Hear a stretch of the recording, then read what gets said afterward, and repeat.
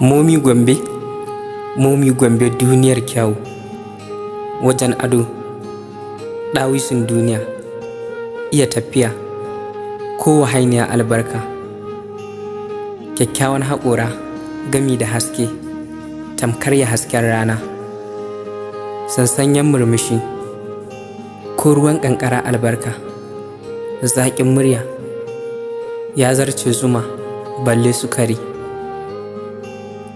wajen hasken idanu tamkar ya walƙiya. Momi Gombe, maƙurar kyau, ƙarshen kyau, zallar kyau. Kice kyakkyawa ta musamman a cikin ƙarnin da muke ciki.